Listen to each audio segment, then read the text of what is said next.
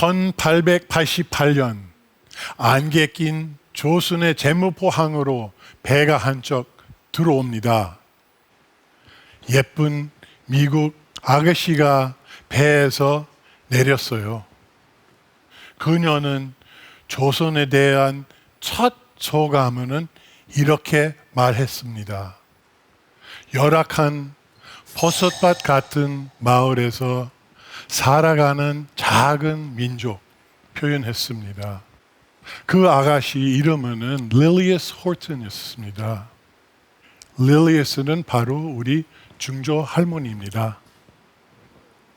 100년 흘려왔는데 우리 중조 할머니는 상상조차 할 수 없었을 거예요. 한국 경제를 이제 선진국 문턱에 있습니다.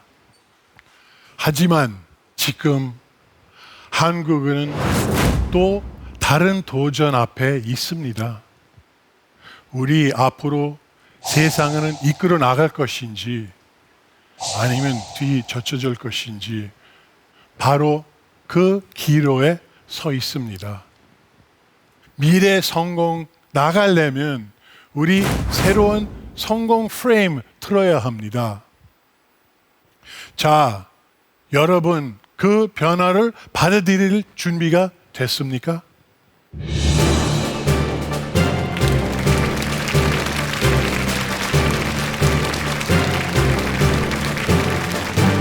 Certainly you can say something instilled by fundamental feeling. 우리 가족 역사하고 대한민국 역사하고 거의 일치하다고 봐야죠.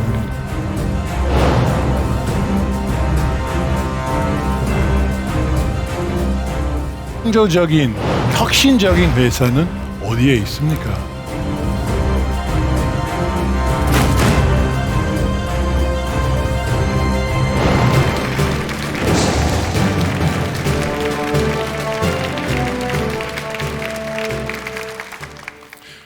예, 안녕하십니까. 내 이름은 원한석입니다. 그리고 내 고향은 서울 연희동이에요. 뒤 보이는 사진에 바로 제가 태어났던 연희동입니다. 50년 전에 이런 모습으로 이 동네에서 애들과 같이 놀고 있었습니다. 바로 여기에서 개구리 잡았고 또는 겨울에 바로 그 논밭에서 아이스케이트 탔습니다. 그래서 우리 가족은 이 서울에서 조선시대부터 살았었습니다. 4대째입니다. 자, 질문. 여기에 4대째 서울에서 살고 계신 분은 손 들으십시오. 아무도 없네요. 그러면 나는 서울 사람이고 좀 다른 분은 말하지 않겠습니다. 일단은 평생적으로 제가 서울에서 살았습니다. 뿐만 아니고 꾸준히 30년간 동안 제가 서울에서 비즈니스 해왔었습니다. 제가 사업 개발 컨설팅이라고 하고 있는데요. 서양 업체는 국내에서 비즈니스 하자고 할 때 돕고 있습니다. 그래서 저는 스스로 어떻게 보려냐면 한국에 뿌리든 서양인 이렇게 소개합니다. 잘 아시다시피 우리나라는 지난 60년간 동안에 잘 개발해 와가지고 이제 선진국까지 돼 왔습니다. 근데 앞으로도 봐야 돼요. 자, 왜 지금은 미래에 대해서 생각해야 할 시점인가요? 보십시오.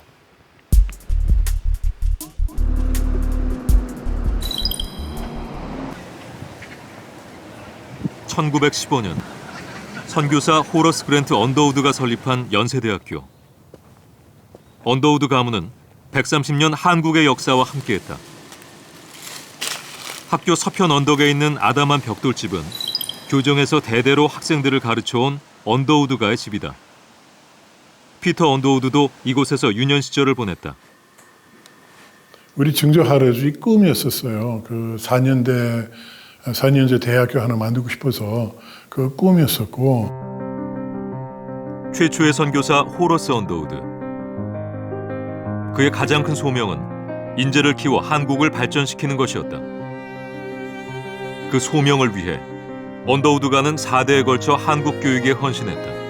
선교부에서는 한국은 준비 안 됐다. 근데 계속 추진해가지고 바로 돌아가기 전에 허락 받았어요.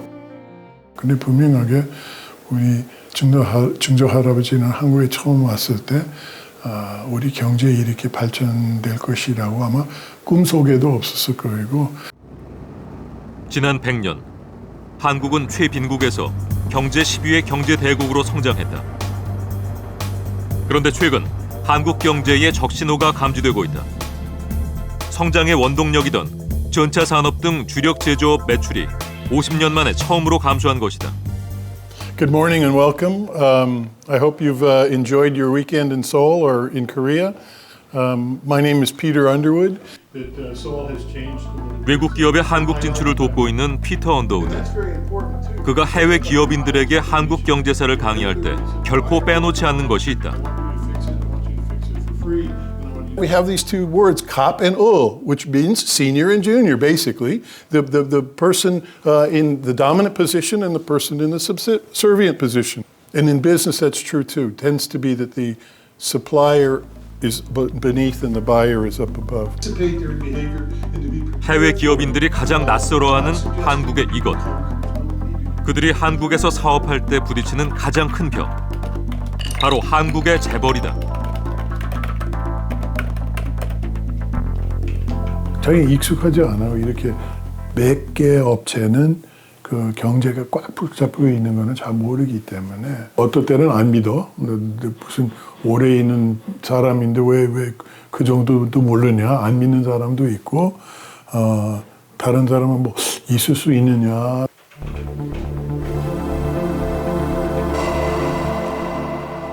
아까 보시다시피 외국인 한국에 들어올 때 한국 사람과 같이 일할 수 있는 방법은 교육시키고 있습니다. 외국인은 한국에 잘 이해 못합니다. 우리 사업 문화도 많이 다르고 기업 구조도 많이 달라서 한국에 일할 때는 애로사항이 많이 느낍니다. 사실 제일 어려운 것 중에서 하나는 지배 구조예요. 그 지배 구조는 바로 오늘 제목이 재벌입니다. 사실 영어로 재벌이라고는 단어 없습니다. 재벌은 다른 나라는 없기 때문에 단어는 물론 없는 것이고. 근데 제가 사전에 한번 찾아봤는데 그 재벌은 한국에 있는 Family Owned Corporation 이렇게 말됐었어요. 근데 owned는 소유 갖고 있다고 하는 거인데 사실 한국에는 우리 지분율은 상당히 낮아요. 근데 많은 외국 사람은 물어봐요. 그 지분은 작으면 어떻게 그 경영권을 가지냐고. 이거는 좀 잘 이해 가지 않습니다. 그런데 그 답은 한국 경제 역사에 있습니다. 자, 내 뒤에 있는 사진은 우리 경제의 개척자입니다. 아시다시피 삼성 이병철하고 현대 정주영. 이 두 분 별명은 불도저이라고 그랬습니다. 그냥 밀어 나가는 것 같은데 이 두 주인공은 사실 우리 경제에 대해서 영향이 컸습니다. 새로운 기회 잡아가지고 회사도 만들고 이분은 Mission Impossible 했다고 볼 수 있습니다. Mission Impossible. 불가능하다고 했던 일이 했습니다. 이 뒤에는 아산만입니다. 정주영은 바다는 녹지로 변화하려고 했었습니다. 다만 물 너무 빨리 흘려가가지고 막지 못했었습니다. 모든 사람은 이거 불가능하다고 해서 포기하라고 했지만 우리 정주영 그 불도저는 자기네 상상력, 창조성 이용해가지고 성공했었습니다. 그걸 어떻게 했냐면요. 폐 유조선으로 물을 막았습니다. 이런 창조성 통해서 이런 새로운 불가능한 길 나가가지고 우리 경제는 많이 발전됐습니다. 많은 사람은 한국어는 소개해달라고 할 때 나는 한국어는 나이키 컨트리라고 그럽니다. 나이키는 아시죠? 나이키 슬로건은 어떤 건지 아십니까? Just do it. 하면 된다. 그건 사실 한국어는 나이키 컨트리를 자꾸 부릅니다. 그래서 우리 나라의 발전대에서 재벌은 상당히 중요한 역할을 했었습니다. 분명하게 반드시 재벌 역할을 인정해야 합니다. 자, 우리는 재벌 중심으로 살아왔는데 앞으로는 어떻게 될까요? 시간 흘러가면서 재벌이 너무너무 커졌고 포화됐습니다. 과거에 도움이 받았던 문화는 이제 장벽이 됐습니다.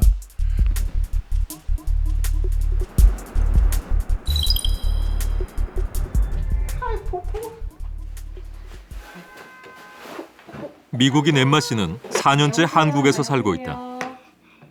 여보세요. 모든 게 낯설었던 한국 생활. 하지만 2년 전 결혼 후 남편으로 또 초보 아빠로 바쁘게 사는 동안 제법 익숙해졌다. 하지만 오랜 한국 생활에도 결코 익숙해지지 않는 한 가지가 있다. 여기 TV, 소니 TV 거예요. 왜냐면 LG TV 제가 생각했을 때 한국에 가면 일렉트로닉스 너무 유명해. 한국 일렉트로닉스. 근데 여기 와 보니까 한국 거 너무 비싸요. 그래서 외국 거 샀어요. 소니, 일본 거고. 근데 이거는 LG X Canvas, LG X Canvas 사운드 시스템. 이거 AC LG 거고. 이거 누구 거예요? 내가 산 신일 이거 샀어요. 재벌 너무 비쌌어요 그때. 근데 이거는 삼성 거. 레오 건가? 가격이 싼 다른 제품을 사려고 노력했지만 한국에서는 대기업 제품 외에 다른 대안을 찾기 힘들었다. LG 거고 이거 아마 삼성 몰라요. 삼성 할 수도 있어. 롯데 거, 삼성, CJ, 삼성 카드, 홈플러스, 롯데. 우리 집에 택배 온 거 있잖아. 이것도 보면은 CJ 거야. 근데 CJ만 있는 게 아니라 현대도 있고 롯데도 있고 그래. 택배까지 해? 와. 나도 그냥 아저씨? 오토바이 아저씨 그냥 그 아는 거 하는 줄 알았어요. 그냥 그 신경도 안 썼어요. 근데 만약에 미국에 아이폰, 애플 택배 그거 웃긴 것 같아요. 오랜만에 외출하는 엠마 씨네 가족. 이용하는 자동차부터 주변 풍경들까지 모두 재벌에 둘러싸여 있다. 근데 보니까 전부 다 롯데 거, 삼성 거, 현대 거 막 이럴까? 이거? 여긴 롯데. 엠마 씨는 이해하기 힘들다. 되게 많다. Nobody can do too many things at one time.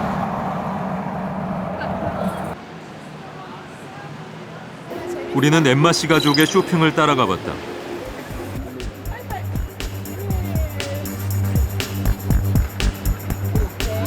아내 그림 씨의 발길을 잡은 것은 삼성에서 런칭한 새로운 패션 브랜드.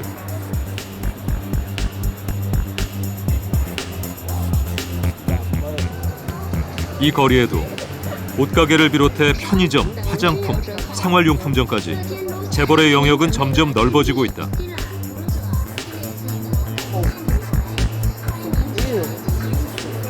각기 다른 업종이지만 같은 재벌 기업이 운영하는 경우도 허다하다. 커피 한 잔의 휴식도, 거리의 안전도 모두 재벌 기업의 몫이다.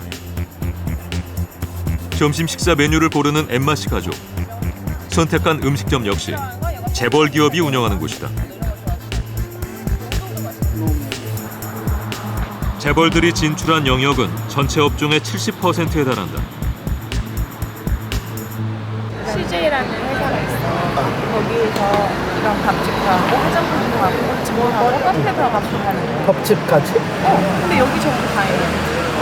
여기 전부 CJ. 우리 영화 볼 때도 CJ.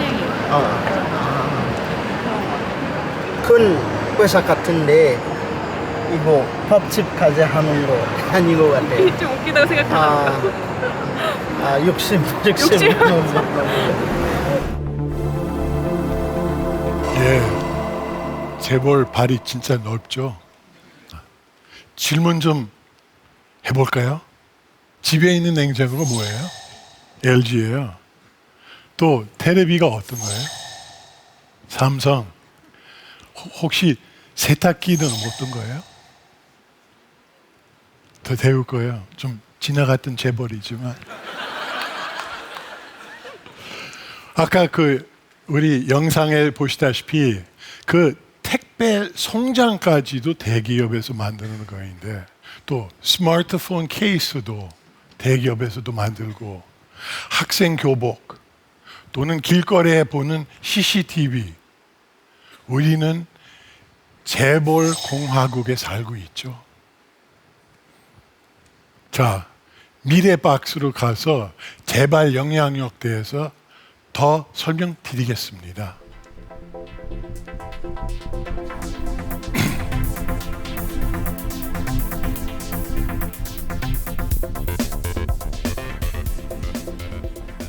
그러면 재벌을 다시 살펴봅시다. 자, 자산은 5조 원 이상 총수 있는 기업 현재 41개 회사가 됩니다.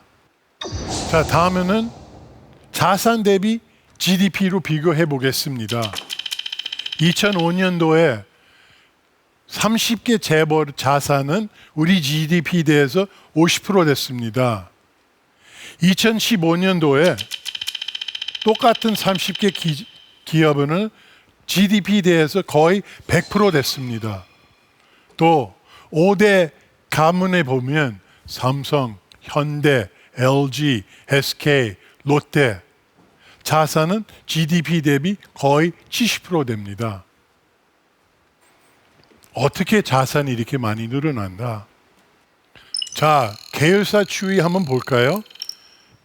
재벌은 2004년도에 총 계열사는 700개에서 2015년도에 1,400개 이상으로 늘어났습니다. 10년 이내에 2배 늘어났습니다. 자, 이거 무슨 사업인지 한번 좀 봅시다. 대부분 제조업은 아니에요. 제조업은 비교적으로 줄였는데 이제 서비스업이 많이 늘어났습니다. 보시다시피 부동산 및 임대업은 4배 늘어났고 운송업도 똑같이 4배 늘어났습니다. 이쪽에 보면 사업 지원 서비스는 똑같이 4배 늘어났다가 또는 도소매업은 또 3배 정도 늘어났습니다.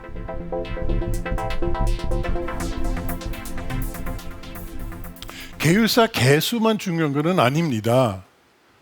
업종은 중요해요. 대부분 본부에서 한 사업부가 뛰어가지고 회사가 만든 것입니다.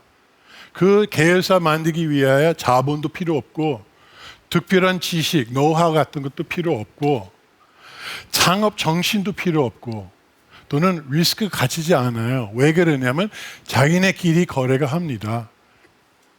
이렇게 계열사가 많이 늘어나는 이유가 여러 개 되겠지만 그것 중에서는 후손 식구가 많이 늘어나가지고 밥그릇을 만들어줘야 할 필요성이 있으니까 4세대, 3세대가 키워놓기 위하여 만들었습니다. 이 기업은 재벌에서 거래하는 것뿐만 아니고 현재 그 환경, 그 주변에 있는 소기업에서 일거리도 빼갑니다. 그래서 작은 기업은 축소하고 또는 많이가 부도납니다. 동시에 재벌 퉁치가 점점점 커져갑니다. 우리 재벌 역사는 약 60년이라고 보입니다. 또 한 세대는 30년이고 그러면 지금 2세대는 지내가고 있고 경영권은 3세대로 넘어가는 시점입니다. 그러면 3세대는 어떤 성격, 어떻게 될 것 같습니까? 다시 영상 보시죠.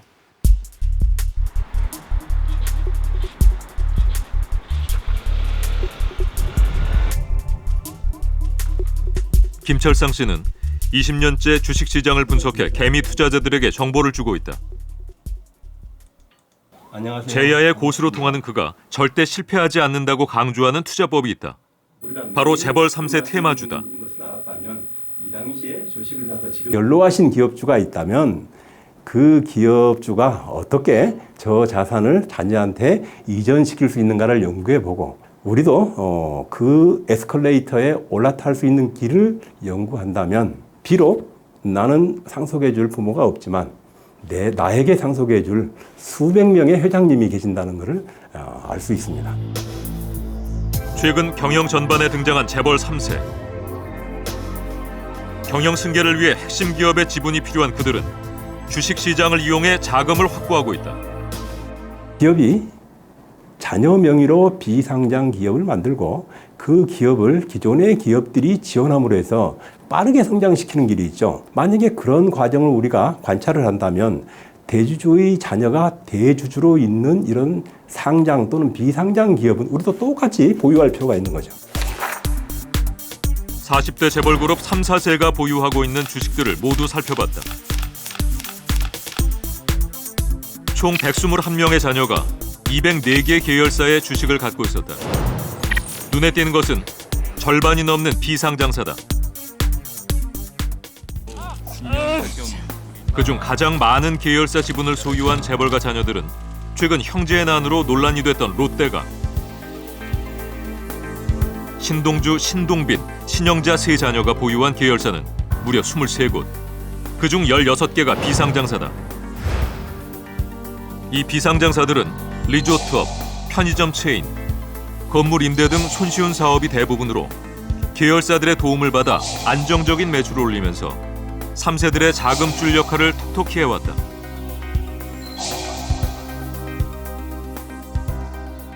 이제 3세들을 보면은 좀 서비스업이나 광고업이나 이런 전혀 어떤 핵심 기업과는 상관없는 기업 쪽에 지분을 많이 보유하고 있는데 이것은 나중에 상장을 하거나 매각을 하거나 해서 자신의 재산을 증식시키기 위한 것을 전제로 한 그런 그 지분의 확보였다는 점에서 좀 차이가 있고요. 현대차 정몽구 회장과 정의선 부회장이 100% 출자한 비상장사 글로비스 역시 계열사 일감 몰아주기에 힘입어 급성장했다. 바로 이렇게 키운 알짜 기업은 상장 시 막대한 차익까지 챙길 수 있다. 어떤 장애물도 거치지 않은 3세들은 우리 경제 리더의 자리에 오르고 있다. 재벌 3세가 그 지분을 가지고 있는 회사는 망할 수 없습니다. 이게 회사 설립부터 경영권을 목적으로 어떤 방식으로 일감 몰아주기와 모기업에 도움이 있을 거라서 도움을 통해서 성장할 거라는 시나리오가 이미 나와 있는 겁니다. 이렇게. 자, 이제 우리 3세대 시대가 진입하고 있습니다. 3세대도 똑똑하고 훌륭한 사람은 많이 나올 수도 있지만 아무 보장도 없습니다. 3세대에서 검증할 기회가 아직 있지 않았습니다. 3세대는 기업가 정신은 있습니까? 혁신 통해서 가치가 키우고 새로운 시장에 진출해 나갈 수 있는 정신을 가지고 있습니까? 미래에도 우리가 기업가 정신을 지켜갈 것인가요? 기억하시겠지만 2000년대는 벤처 기업 시대였었습니다. 많이 뜨고 있고 많이 활발하게 움직이고 있었는데 100명 주식 부자 중에서 2000년도에 60명은 창업자였었어요. 15년 뒤에 2015년도에 70명 이상은 상속자였습니다. 3세 시대로 변화됐습니다. 이거는 의미 있는 것이에요. 우리 미래하고 직접 연결되어 있습니다. 자, 미국 라스베이거스에 개최되는 CES 전시 보겠습니다. CES는 세계의 가장 큰 전자제품 전시인데요. 재미있죠? 올해 CES의 포커스 어떤 거였냐면요. wearable 또는 인공지능, 로봇 등 이런 기술을 많이 집중으로 제품이 출품했었습니다. 물론 삼성하고 LG는 큰 규모로 부스가 냈었습니다.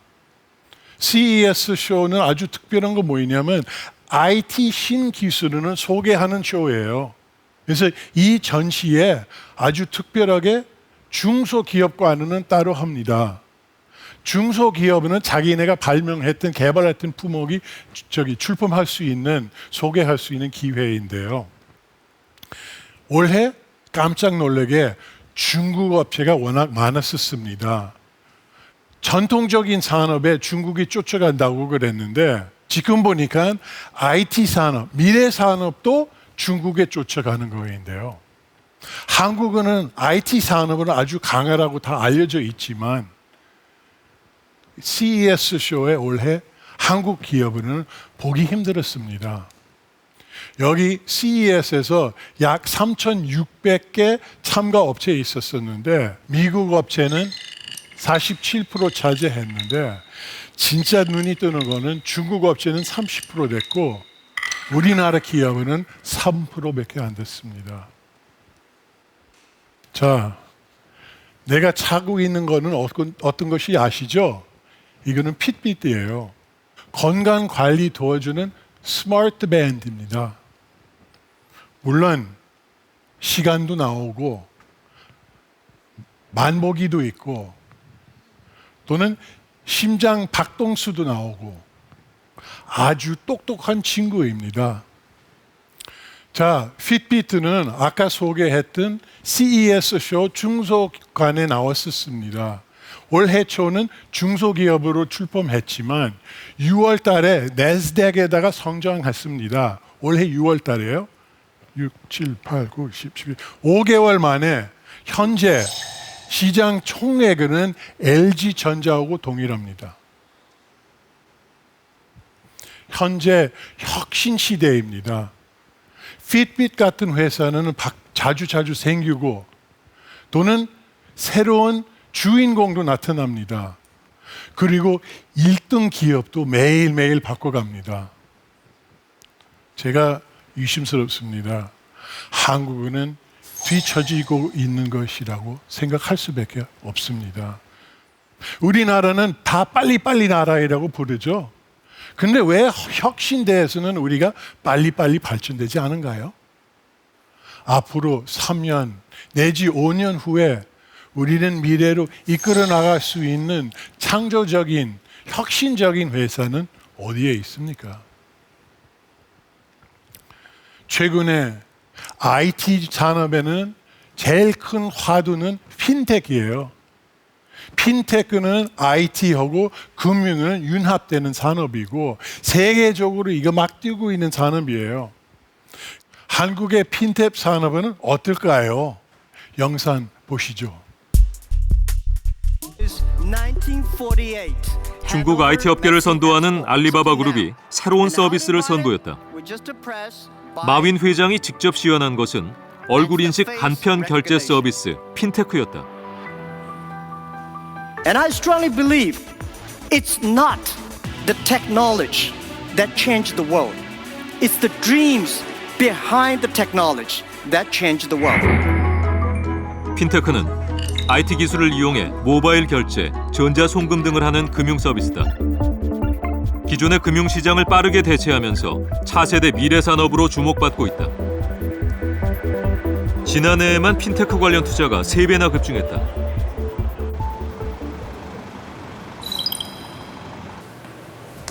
한국 핀테크 산업의 현 주소는 어떨까? 핀테크 업체를 찾았다. 사장님 안녕하십니까? 반갑습니다. 감사합니다. 감사합니다.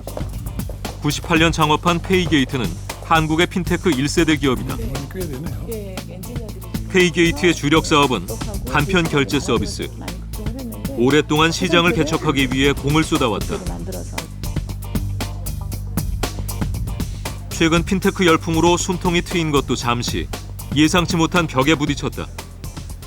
핀테크 회사도 많이 생긴 걸로 알고 있는데 그러면 최근에 어떻게 페이게이트에다가 영향 많이 받았나요? 저희 같은 회사들이 오랜 기간 동안 간편 교체를 해야 된다, 뭐 기술이 이렇게 해야 된다 해서 몇 년간을 얘기했지만 별로 시장에 반응이 없었었거나 시장에 선보이지 못했는데 이제 대기업이 갑자기 딱 나오면서 몇 달 사이에 대기업들이 이제 모든 간편 교체의 시장에서 막 이제 주 플레이어가 되고 저희들은 명함도 내밀 수 없는 지금 상황이어서. 간편 결제 서비스가 각광받기 시작하면서 기존의 카드사와 인터넷 쇼핑몰, 재벌 기업들이 앞다퉈 핀테크 시장에 뛰어들었다. 수년간의 열정도 재벌 앞에서는 속수무책이었다. 시장의 판도는 순식간에 뒤집혔다. 아마존의 클라우드에다가 핀테크 벤처 기업의 고객사가 되어야 할 재벌 기업들이 돌연 경쟁자가 된 것이다. 막 호떡 팔아서 호떡이 잘 되니까 우리도 호떡을 팔래 막 이러면서 브랜드 호떡을 막 팔고 있는 것 같은 느낌? 재벌들의 거대한 그늘 아래 국내 벤처가 설 자리는 점점 사라지고 있다. 스타트업들의 기술이나 이런 아이디어들이 대기업이 채택을 하거나 아니면 같이 협업을 하면서 그거를 많이 인정해주고 존중해주고 그들은 그들 나름대로의 어떤 성장을 인정해주면서 같이 가는 분위기라기보다는 대기업이 좀 이런 부분에 대한 걸 동일한 거를 그냥 대기업이 똑같이 해버린다거나 해서 이들이 같이 클 수 있는 기회가 좀 없는 거. 그래서 우리 최근에 고객사 하나는 한국에 있는 핀테크 업체하고 협력하자고 하니까 좀 검색해달라. 한국 IT 산업은 강하기 때문에 자기네 가정은 국내 핀테크 업체는 많을 수밖에 없다. 이런 가정했습니다. 그래서 해당되는 조건 섞여 있는 회사 찾아봤더니 우리나라에 37개 회사가 해당됐습니다. 자, 그 회사 중에서 경영권에는 3년 이상 됐고 매출액에는 10억 이상 되는 회사는 검색해 봤는데 몇 개 됐었을까요? 사실 한 손으로 세울 수 있었습니다. 한 손으로 세울 수 있었어요. 왜 그럴까요? 우리나라는 똑똑한 친구가 많은데 물론 정부의 규제도 있기는 있습니다.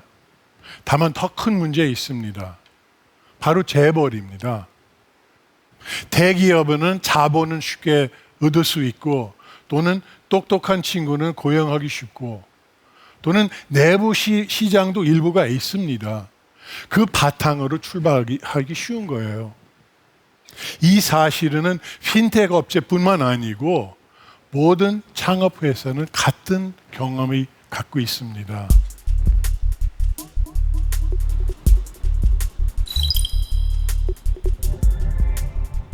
지난 10월 스타트업들의 해외 진출을 돕는 대회가 서울에서 열렸다. 참가자들은 세계적인 투자자, 양성기관의 선택을 받기 위해 열정적으로 발표했다. Women usually spend about 3 hours a day and mind about 9 hours for their appearance. Choose like this and you can choose any materials you want. 창의적인 발상에서 시작된 서비스들이 관계자들의 눈길을 끌었다. 토론 진행을 맡은 임정욱 센터장은 스타트업들을 돕고 있다. We are going to discuss a kind of, what's happening in the world of the OTT service. Content creators and the actual. 한국에서도 수많은 청년들이 스타트업에 도전하고 있다. 좋은 투자자들을 만나 성공이라는 좁은 문을 뚫기까지 수많은 노력이 필요하다.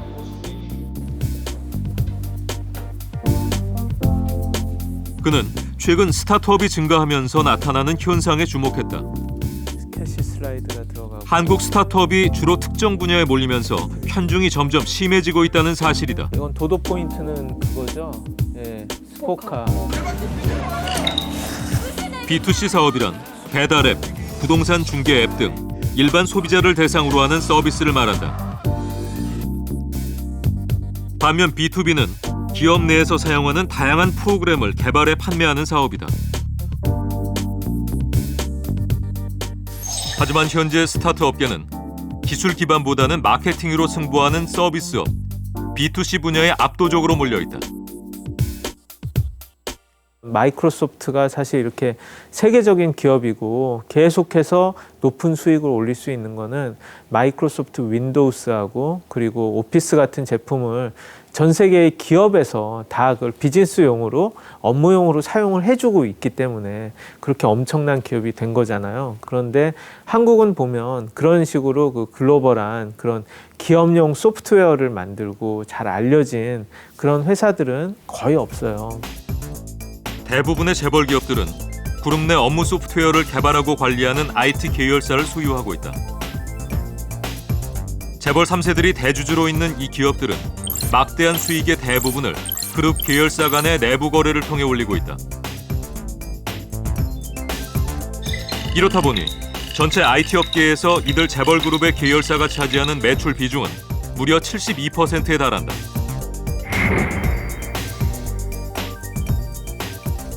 그 성에 들어가지 못한 그런 작은 기업들은 다 어려움을 겪는 거죠. 그 성들이 사실 성을 안 쌓고 문을 다 열어줬다 그러면은 그 사이사이에서 웬만큼 큰 중견 기업들이 이렇게 다 나오고 그런 기업들이 이렇게 그 쌓은 힘을 바탕으로 해서 해외에도 진출하고 뭐 그렇게 될 수가 있을 텐데.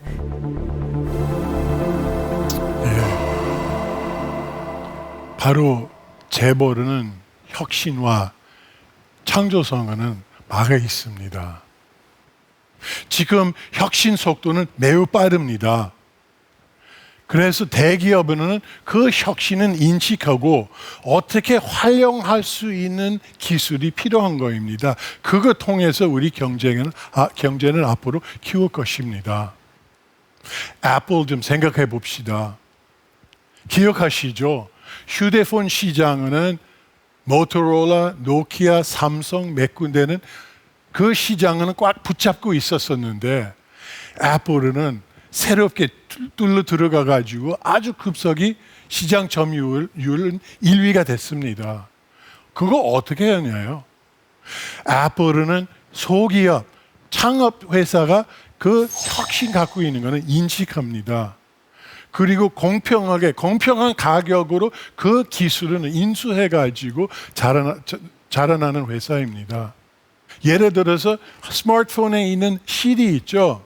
그 음성 인식 기술도 창업회사 개발해가지고 애플은 그거 인수해서 활용해가지고 우리가 갖고 있는 스마트폰에 그 설치했었습니다. 그래서 애플 전략은 소기업하고 같이 키우는, 같이 나가는 전략인데 바로 이거는 미래 전략이라고 보입니다. 삼성하고 비교해 보면 삼성도 애플다와 같은 기회가 있었어요. 안드로이드 사장 앤디 루빈은 처음 삼성 찾아왔었습니다. 삼성은 그 기술을 검토도 하지 않았었습니다. 앤디 루빈은 물론 청바지 티셔츠 입고 삼성에 찾아왔는데 외형만 보고 보냈습니다. 그 혁신은 조그마한 7명 있는 회사에서 이루어질 수 있는 것은 가만도 못했습니다. 2주 뒤에 앤디 루빈은 바로 그 안드로이드는 구글한테 5천만 불, 우리 돈으로 500억 원으로 팔았습니다. 지금 삼성은 매해 안드로이드한테 로열티가 지불했는데 5천만 달러는 훨씬 이상 지불한 적입니다. 미래에 우리 삼성 같은 재벌은 창업회사는 중요한 기술을 개발하는 것은 인식하지 않고 그냥 그 회사 업무는 똑같이 복사하려고 하면 실패할 수밖에 없습니다. 재벌은 전통적인 전략 가지고 미래를 이끌어 나갈 수 있을까요? 우리 미래 위하여 새로운 주인공은 나타나야 됩니다. 우리는 first mover가 필요합니다. first mover가 무슨 뜻인가요? 아무도 걷지 않았던 곳에 걸어가는 사람이에요. 이 재벌 시대는 지나가야 되고 새로운 세대로 들어가야 됩니다. 강의 되게 감명 있게 들었는데 피터 노드 선생님이 우리나라라고 표현하셔가지고 되게 뭔가 더 이렇게 공감이 됐던 것 같습니다. 저는 사실 지금 아까 나왔던 4대 대기업에 재직 중인 직원인데요. 들으면서 많은 생각을 하게 되는데, 근데 저희 회사 생활을 하면서 소기업들과의 상생을 통한 기술 발전 이런 것들 많이 노력을 한다고 내부적으로 하고 있는데, 또 이렇게 밖에서 보는 시각은 저희가 생각하는 것보다는 좀 노력 부족하다는 걸 많이 좀 느끼고요. 재벌은 스스로 개혁이 필요 있다고 느끼는 것은 좋은 결과예요. 그 재벌 조직이 위계 질서이나 이런 것 때문에 회사 내 혁신이 이루어지기 상당히 어려워요. 새로운 눈으로 봐가지고 우리는 이대로 끌고 나가면 안 된다. 우리도 혁신은 내부적으로 이루어지지 못한다. 그거는 이해해가지고 내부적으로 개혁하려고 하는 거는 베스트예요.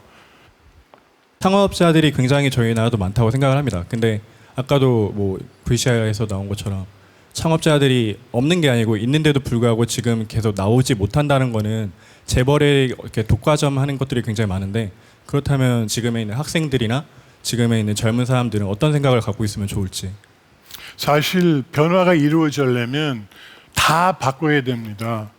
더 큰 회사보다 창업회사 내 스스로 좋은 아이디어 가지고 비즈니스 하나 만드는 거, 이런 기회가 줘야 되는데, 문제는 아까도 말씀했는데 우리가 환경이 준비가 돼 있지 않아서 창업회사는 너무 리스크가 많아가지고 거의 참여하지 않으려고 합니다. 창조적인 능력이 있는 사람은 창업회사이든 중소기업이든 대기업이든 어디 가더라도 활용하게 자기네 지식이 이용해가지고 성공하고 만족시키는 문화가 만들기 기원합니다.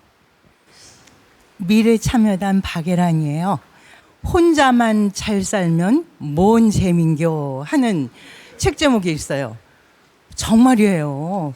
그 혼자만 잘 살면 무슨 재미예요. 다 같이 잘 살아야 되거든요. 우리나라 정치가들 제발 국민을 생각해주고 재벌 앞을 내다봐서 혼자서 독점하는 일이 없도록 정말 부탁드립니다. 고맙습니다. 감사합니다. 자, 어느 가족이 있어요. 이 가족은 회사 하나 만들고 시간 흘려가면서 이거 키웠습니다. 계열사도 생기고 등치가 커졌었습니다. 아마 여러분은 한국 회사에 대해서 얘기하는 걸 생각하겠죠? 그렇지 않습니다. 이 회사는 이스라엘 회사입니다. 이스라엘도 가족주의 문화로 있습니다. 이스라엘도 재벌 구조가 있습니다. 자, 영상 보시죠.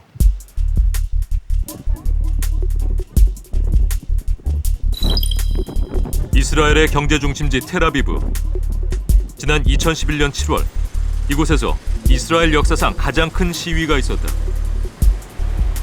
현장에 있었던 라함 씨는 당시 일을 선명하게 기억하고 있다.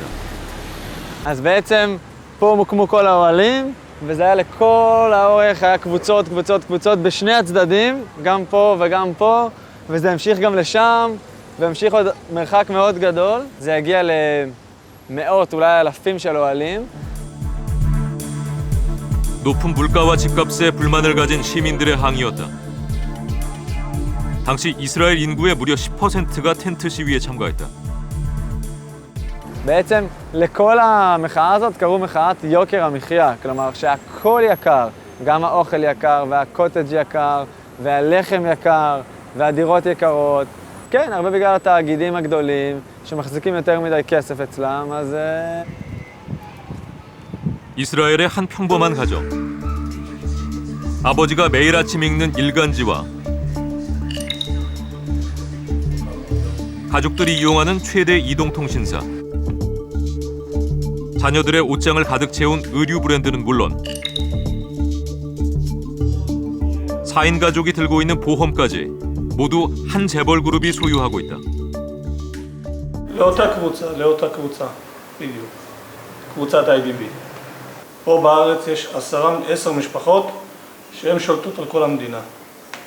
הם ממש, הם תאגידים בפני עצמם. 이렇게 여러 산업에 걸쳐 활동하는 10개의 재벌 그룹이 이스라엘 내수 시장을 장악하고 있다. 상위 10대 기업이 주식시장에서 차지하는 비중은 이스라엘이 OECD 국가 중 가장 높았다. 바로 아래 한국이 있다. 총수가 적은 지분으로 여러 단계의 계열사 출자를 통해 수많은 회사를 지배하는 피라미드 구조는 많은 문제를 낳았다. First, because the big groups facing each other in many industries are unlikely to compete very aggressively. Second, because they have deep pockets and may prey on their competitors or attack them until they leave the industry to them only. 그런데 이스라엘의 변화가 시작됐다. 문제의 정확한 원인 규명을 위해 위원회가 조성된 것이다. 각 분야 전문가들로 구성된 위원회는 1년 6개월 동안의 조사를 통해 30페이지에 달하는 보고서를 완성했다. All the regulators, all financial regulators, real regulators, they very, very wide, 11 people. We didn't have any predetermined. There was not like saying, well, we have to break this up. This was, go and study and figure it out. 경쟁력 강화 위원회는 이스라엘 경제의 창의성과 기업가 정신을 증진시키기 위한 방안을 제시했다. 진입 장벽을 없애 새로운 경제 주체들을 키우고 이를 위해 재벌들의 과도한 피라미드 구조를 해소해야 한다는 것이다. 그리고 2013년 4월 보고서를 바탕으로 한 재벌 개혁 법안이 이스라엘 국회에서 만장일치로 통과됐다. 핵심은 피라미드식 지배 구조를 2단계까지만 허용하는 것이다. 2 layers, nothing more. And whoever has more has 6 years to sell. And from that period on, you can have as many private companies as you want. But if you want to have public companies, 2 layers and that's it. 법안 통과와 더불어 다양한 분야에서 재벌의 독점 해소를 위한 노력이 이어졌다. 그중 가장 눈에 띄는 것은 이동통신업계의 변화다. 1, 2, 3, 4, 5 חברות. ב-019 זה 6. לפני זה היה רק את סלקום, אורנג' ופלאפון. יש חדשים, השלושה הבאים זה חדשים. 재벌들이 장악했던 시장에 새로운 회사들이 진출해 경쟁이 이루어지면서 즉각적인 경제 효과가 나타났다. Prices immediately drop. Like within a year, they drop by 90%. 90%. 공정한 경쟁은 이스라엘 사람들의 인식을 바꾸기 시작했다. Something changed. The perception changed, and people started understanding why pyramids are wrong. Why the fact that Israel is so concentrated. 예, 재벌은 우리나라만 뿐 있는 건 아니고 이스라엘에도 있습니다. 그런데 이스라엘은 그 문제는 인정해가지고 개혁하는 제도가 준비했었습니다. 이 목적은 재벌은 무슨 처벌이나 부시벌이라고 하는 목적은 아니고 그냥 새로운 경쟁자가 키울 수 있는, 일어날 수 있는, 탄생할 수 있는 문화가 만들려고 목적으로 출발했습니다.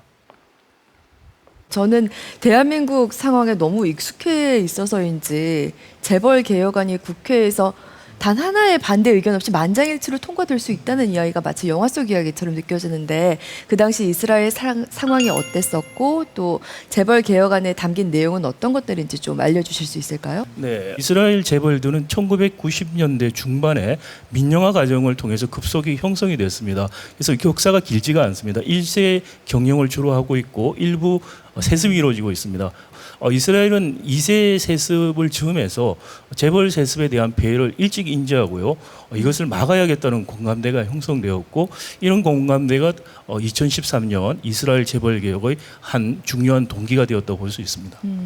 그 소위 말하는 좀 잘 나가는 재벌 기업이 있기 때문에 얘네들이 너무 몰아서 이익을 독점하기 때문에 이렇기 때문에 개혁을 해서 나눠줘야 한다면 제 생각에는 어찌 보면 악영향으로 이제 하향 평준화가 또 될 수도 있는 문제점이 있으니까 어찌 보면 좀 이스라엘 사례는 이제 또 이스라엘 사례듯이 우리나라는 우리나라만의 독특한 어떤 그 개혁 방식을 좀 갖춰야 하지 않을까라고 생각합니다.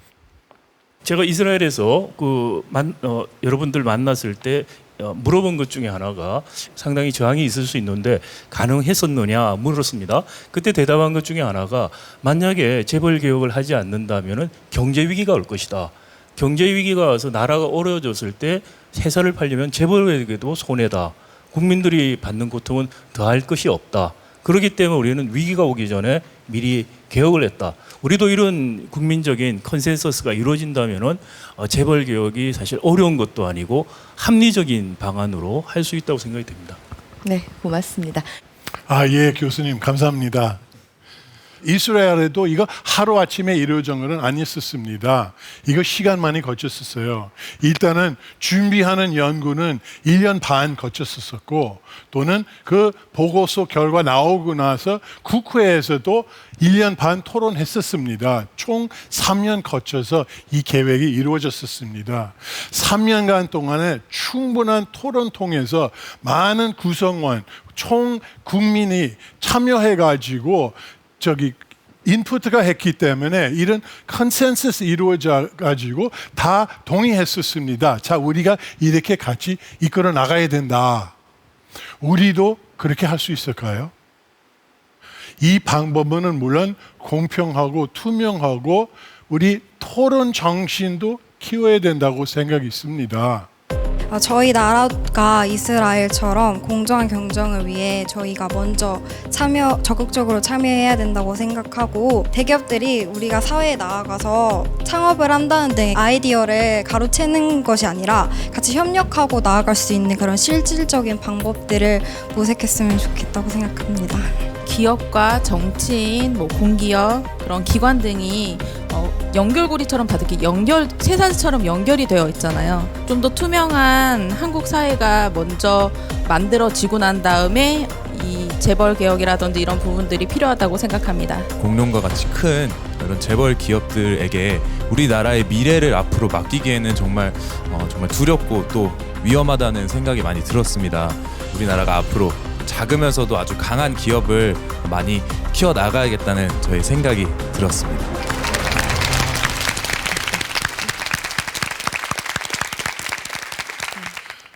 어떨 때 이렇게 생각합니다. 선조들과 같이 양화진 묘지에 묻힐 때 한국은 어떤 모습일까요? 세상에서 가장 창의적인 나라가 되기를 기원합니다. 재벌은 스스로 혁신 필요 있는 건 느끼지 못하고 소기업하고 협력하지 못하면 미래는 상당히 힘들 것이라고 생각합니다. 다만 재벌들이 새로운 환경 만들고 새로운 시장 뚫어 나가면 그러면 미래에도 중요한 자리는 잡을 것입니다. 자, 우리 변화 키는 이미 붙잡고 있습니다. 그리고 지금 시작하지 않으면 너무 늦어질 것입니다. 다시 한번 묻고 싶습니다. 새로운 미래에 위하여 여러분을 변화할 준비가 되어 있습니까? 감사합니다.